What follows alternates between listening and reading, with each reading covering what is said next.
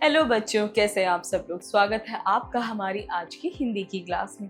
तो आज हम करेंगे हिंदी व्याकरण पाठ्य पुस्तक 4 का अध्याय 14 अपठित गद्यांश अनसीन पैसेजेस। तो आज हम क्या करेंगे, हम अपठित गद्यांश पढ़ेंगे। पढ़िए और समझिए। अपठित यानी नहीं पढ़ा हुआ, अर्थात जिसे पहले ना पढ़ा गया हो। अपठित शब्द दो शब्दों से मिलकर बना है, अ प्लस पठित। अ बिना या नहीं, पठित यानी कि पढ़ा हुआ, अतः वह गद्यांश जो पहले ना पढ़ा गया हो उसे अपठित गद्यांश कहते हैं। तो इन शॉर्ट हम ये कह सकते हैं, जो गद्यांश हमने ना पढ़ा हो पहले उसी को हम कहते हैं अपठित गद्यांश। अपठित गद्यांशों का अभ्यास क्यों करना चाहिए? भाषा की अच्छी समझ और पकड़ के लिए अपठित गद्यांशों का अभ्यास बहुत आवश्यक है। अपठित गद्यांशों का निरंतर अभ्यास करने से शब्दों का ज्ञान बढ़ता जाता है और हमारे भाषा ज्ञान में वृद्धि होती रहती है। तो बच्चों, हमें जो है हमेशा प्रैक्टिस करनी चाहिए अपठित गद्यांशों की। किस लिए? ताकि हमारा भाषा का ज्ञान बढ़े और हमारे शब्दों का ज्ञान भी मजबूत हो।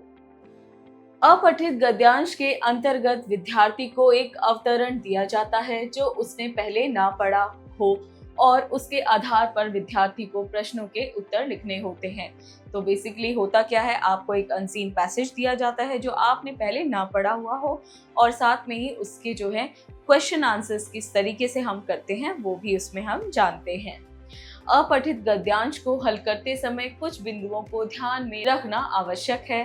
तो कुछ बिंदु हैं जिन्हें हमें ध्यान में रखना होता है जब हम अपठित गद्यांश पढ़ते हैं।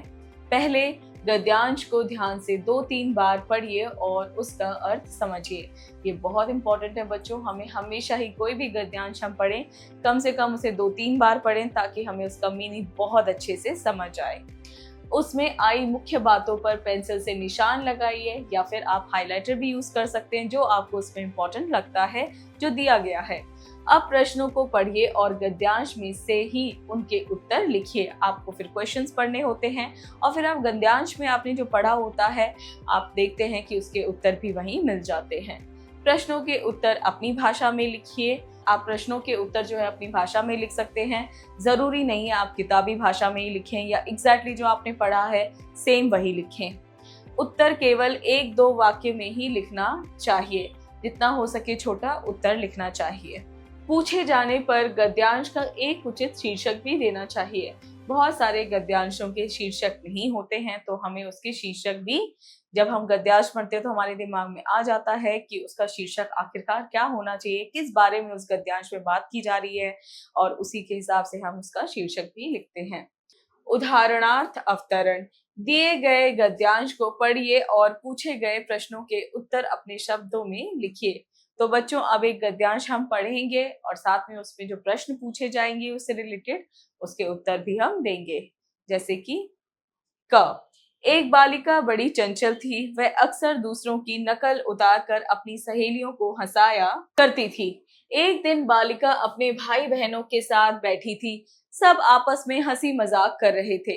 बालिका ने बात बात पर डांटने वाली अपनी एक अध्यापिका की नकल उतार कर दिखाई तो सभी का हंसते हंसते बुरा हाल हो गया।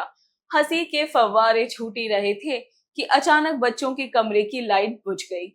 बच्चों ने देखा कि बाहर सड़क पर व पड़ोसियों के घरों में लाइट जल रही थी। वे वहां से भागकर अपनी माँ के कमरे में गए तो वहां भी लाइट जल रही थी। बच्चों ने पूछा, माँ हमारे कमरे की लाइट क्यों चली गई?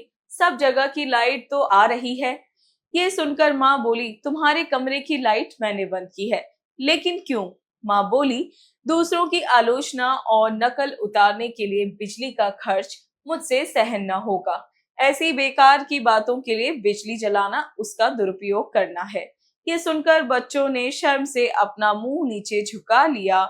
बच्चों को अपनी गलती का एहसास होते देखकर माँ उनसे बोली, किसी के व्यक्तिगत जीवन के बारे में बातें करना और आलोचना करना सभ्य लोगों का काम नहीं है।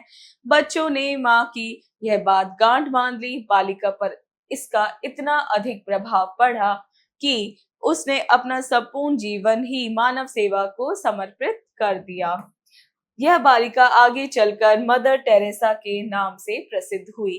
तो बच्चों, ये कहानी किसकी है? एक बालिका की है जो कि बड़ी ही चंचल बुद्धि की थी और उसे दूसरों की नकल करना बहुत ही पसंद था। और ऐसे ही वो एक दिन अपने घर में बैठकर अपने भाई बहनों के साथ ऐसी अपनी अध्यापिका की नकल कर रही थी और सब लोग जो है बहुत ही हंसने लग गए, मजाक उड़ाने लग गए, बहुत खुश हो गए अध्यापिका की नकल देखकर।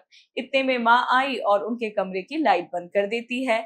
उसके बाद माँ उन्हें बताती है कि ये जो तुम फालतू का काम कर रहे थे, इससे मुझे लगता है कि बिजली खर्च हो रही है, इसलिए मैंने तुम्हारे कमरे की लाइट बंद कर दी। लेकिन उसके बाद माँ ने उन्हें समझाया कि हमें किसी की नकल नहीं करना चाहिए या किसी के जीवन के बारे में कोई भी बातें नहीं करनी चाहिए। ये सभ्य लोगों का काम नहीं होता, ये गलत काम है। और इस बात से क्या है, सारे बच्चों को अपनी गलती का एहसास हो जाता है। उस लड़की को भी अपनी गलती का एहसास होता है कि उसे किसी की नकल नहीं उतारना चाहिए थी। और आगे चलकर वही लड़की जो है मदर टेरेसा के नाम से प्रसिद्ध हुई, जिन्होंने अपना पूरा जीवन ही लोगों की सेवा में बिता दिया। तो बच्चों, हमने अभी गद्यांश पढ़ा, अब हम उससे रिलेटेड प्रश्न उत्तर करेंगे। दिए गए प्रश्नों के उत्तर दीजिए। प्रश्न 1, चंचल बालिका क्या किया करती थी?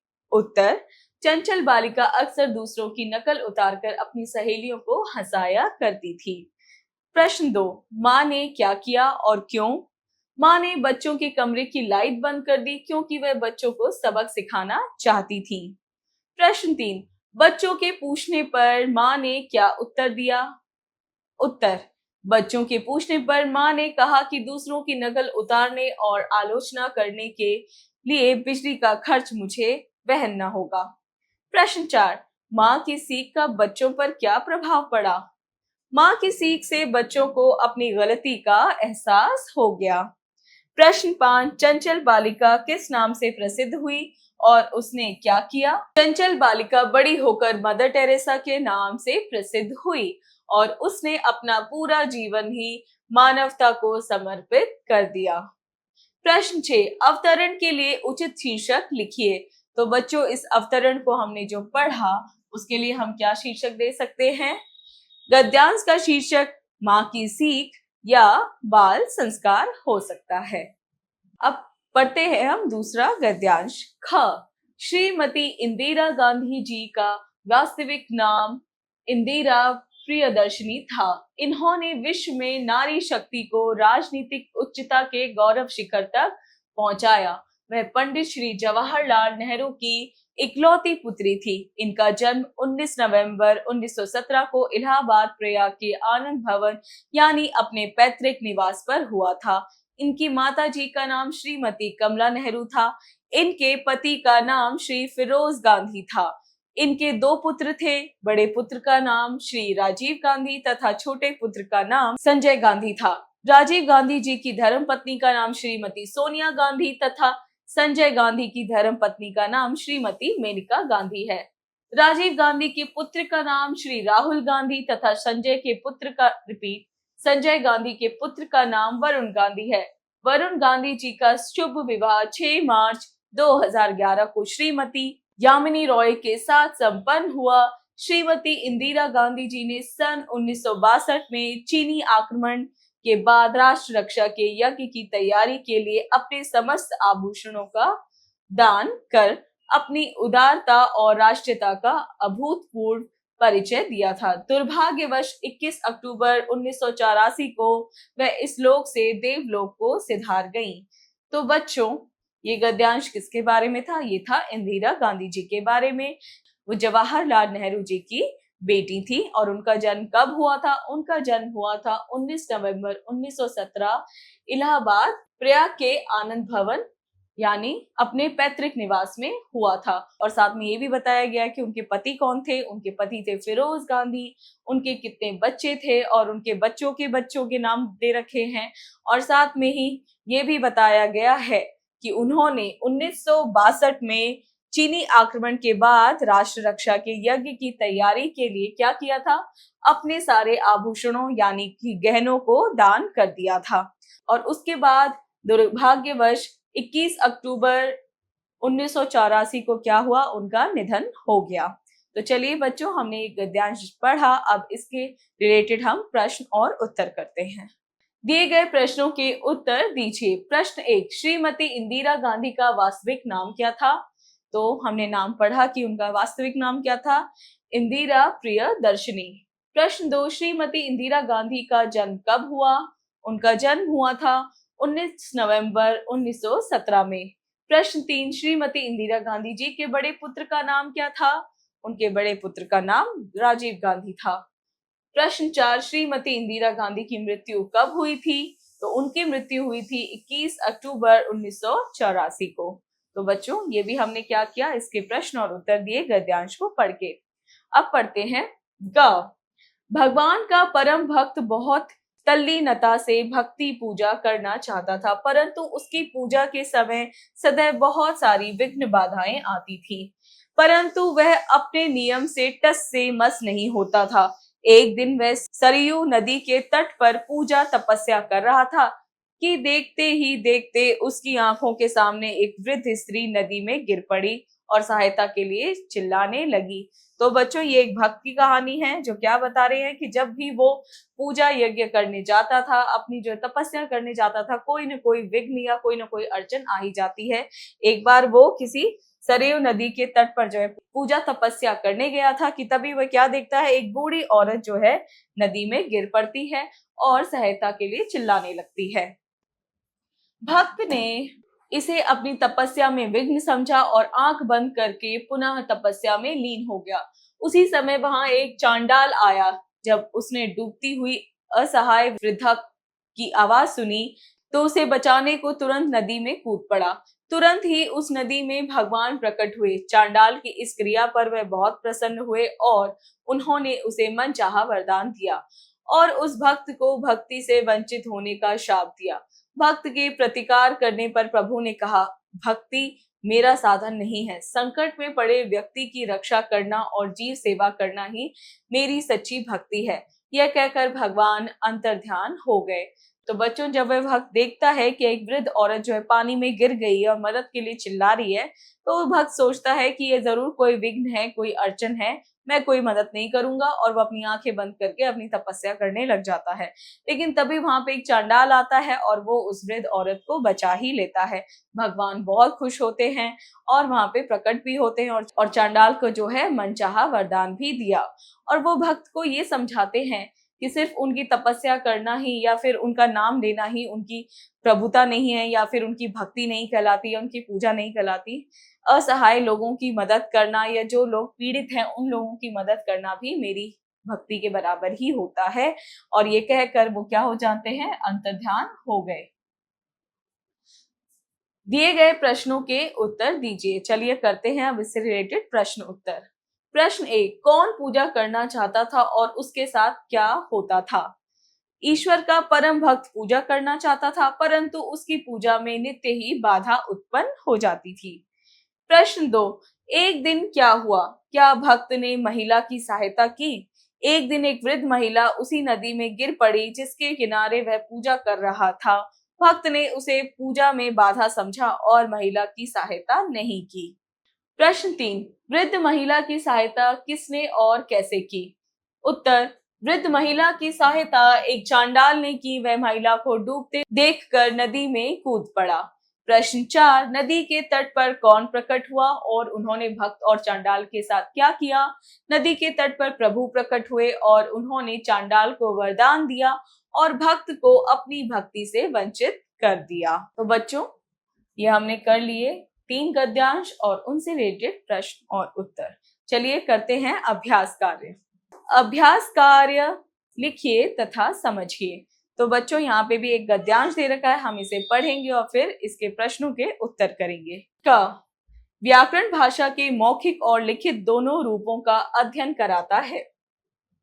यद्यपि इस प्रकार के अध्ययन का क्षेत्र मौखिक भाषा ही रहती है, तथापि भाषा के लिखित रूप को ही अध्ययन का विषय बनाया जाता है।